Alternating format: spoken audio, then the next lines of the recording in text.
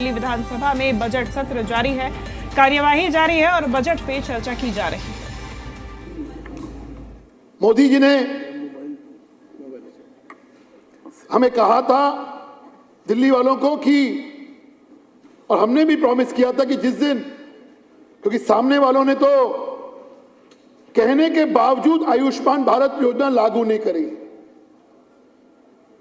लेकिन हमने ना सिर्फ संकल्प लिया था कि हम जब हमारी सरकार आएगी उसमें हम करेंगे, ना सिर्फ आपने उसको लागू किया बल्कि 5 लाख से उसको 10 लाख कर दिया। यह भी निश्चित तौर पे आप बधाई की पात्र हैं आदरणीय मुख्यमंत्री जी। मुख्यमंत्री मातृ वंदना योजना हो भी तो उसके लिए 200 करोड़ रुपए रखना। हमारा एक बजट जो हमने रखा विकसित दिल्ली का, उसमें सड़कों का योगदान बहुत महत्वपूर्ण है। उसके लिए आपने 3,843 करोड़ रुपए रखे, बधाई की पात्र हैं।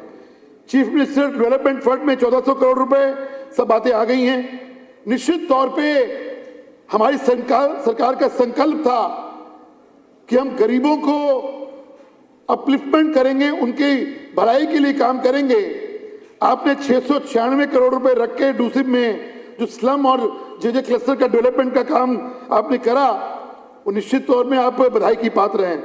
और ना सिर्फ डूसिब के लिए, आपने जो वुमेन के लिए जो सोचा, विमेन हमारी गरीब महिलाओं के लिए टॉयलेट और बाथरूम के लिए 230 करोड़ रुपए रखे। निश्चित तौर पे मुझे लगता है कि सदन आपका धन्यवाद करना चाहेगा।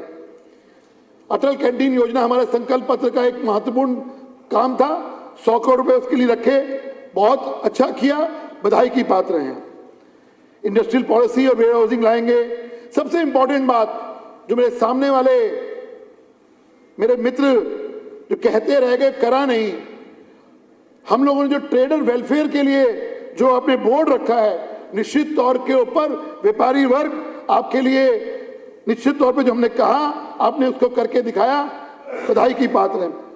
यमुना साफ करना हो, उसके लिए वाटर एंड सैनिटरी सेक्टर में 9,000 करोड़ रुपए हो, 320 करोड़ रुपए हेल्थ सेक्टर के अंदर, 400 वेलनेस जो हमने खोलने आयुष्मान आरोग्य मंदिर उसके लिए हो, हेल्थ सेक्टर के अंदर 10,295 करोड़ रुपए हो। ये सब चीजें जो आपने रखी, मैं उसमें नहीं डिटेल में जाना चाहता, लेकिन मेरे मंत्री जी यहां बैठे हैं, एससी वेलफेयर के लिए जो 10,047 करोड़ रुपए अब तक के मेरे ख्याल से इतिहास में सबसे ज्यादा पैसे हैं। ये दिखाता है कि हमारी सरकार जो है वो एससी और एसटी के लिए हमेशा संकल्प रही है कि हम उनके वेलफेयर के लिए काम करेंगे। निश्चित तौर पे मुख्यमंत्री जी आप लोग निश्चित तौर पे बधाई के पात्र। और जो महिलाओं के लिए, जो वृद्ध महिलाओं के लिए आपने 2,500 से 3,000 किया, हमारा सदन इसके लिए मुझे लगता है कि हम लोगों को बधाई के पात्र होना चाहिए। लेकिन अब मैं दूसरी चीजों पे आता हूं। कल से मेरे विपक्ष के लोग थोड़ा मुझे लगता है पॉलिटिकल कोमा में हैं, उनको सूझ नहीं रहा कि इस पे क्या बोले। कल से 2 रट लगा के रखी है, हवा हवाई बजट है, इकोनॉमिक सर्वे पेश नहीं हुआ। विपक्ष की नेता से एक सवाल पूछना चाहूंगा। मैं रिसर्च कर रहा था, 2015-16 में मुझे नजर नहीं आया, आपके पास हो तो मुझे इकोनॉमिक सर्वे मुझे भेज दीजिएगा, आपका मैं आभारी रहूंगा। क्योंकि आपकी प्लानिंग रिपोर्ट जो आपका अपना साइट है जो आप कुछ दिन पहले तक चलाती थी, उसमें 2015-16 का जिक्र नहीं है, इसलिए मेरी जानकारी आप दुरुस्त कर दीजिएगा। तो इसलिए आपका कहना कि इकोनॉमिक सर्वे के बगैर नहीं आ सकता, तो 2015 में आप मेरी जानकारी दुरुस्त कर दीजिएगा, तो मैं गलत हूं। कल से हवा हवाई बातें करने की बातें मेरी विपक्ष की नेता कर रही हैं। अब देखिए 2-3 मिनट लूंगा, माफ, इनकी मैं पोल खोलना जरूरी भी है। देखिए ये हवा हवाई बातें करते हैं। सुनिए सुनिए सुनिए सुनिए सुनिए, आप जो कहती हैं उसकी पोल खोलो। हवा हवाई बात क्या होती है, हवा हवाई क्या होता है मैं बता रहा हूं। 2019 में आपने बजट पेश किया, आतिशी सुनिएगा, 60,000 करोड़ का बजट और एक्चुअल, अब आप बोलने दीजिए ना, फिर आप टाइम क्यों वेस्ट कर रहे हैं। अगर आप डिस्टर्ब करेंगे तो ये समय जो है ना आप सदन का व्यर्थ कर रहे हैं। अब आप हवा हवाई की बातें कर रही है, मैं पोल खोलनी शुरू करूँ ना इनकी। जो सदन को डिस्टर्ब करेगा अरे बिलबुला क्यों रहे हो? अभी तो तुम्हारी पोल खुलनी शुरू हुई है। 7,000 करोड़ का बजट आप लेके आई थी 2019-20 में, और आप शायद वित्त मंत्री थी। जी 2 मिनट, 1 मिनट। मैं माननीय सदस्यगणों को बताना चाहता हूं, जो डिस्टर्ब करेगा उसके समय में से ही उतना समय कटता जाएगा। 2019 के अंदर माननीय एलओपी जी, आप भी शायद फाइनेंस मिनिस्टर थी या मनीष जी थे, 2019 के अंदर आप बजट लेके आते हैं 60,000, लेकिन आप खर्च कितना करती हैं? 51,000 करोड़ रुपया, 14% हवा हवाई। 2020 के अंदर 65,000 करोड़ का बजट लेके आती हैं, खर्च करती है 52,000 करोड़ रुपया, 19% हवा हवाई। 2021-22 के अंदर 69,000 का बजट लेके आती है, खर्च करती है 61,000, हवा हवाई 11%। 2023 के अंदर 78,800 करोड़ का बजट लेके आती है, खर्च करती है 65,824 करोड़ रुपए, 16% हवा हवाई।